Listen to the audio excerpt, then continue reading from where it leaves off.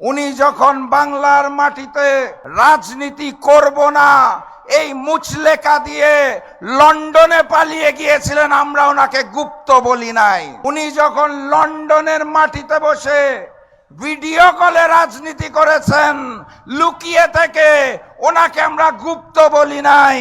উনি যখন দেশনেত্রী বেগম খালেদা জিয়াকে বালু ট্রাক দিয়ে আটকে রাখা হয়েছিল, তাও দেশে না এসে বিদেশ থেকে আহ্বান জানিয়েছিলেন, ওনাকে আমরা গুপ্ত বলি নাই।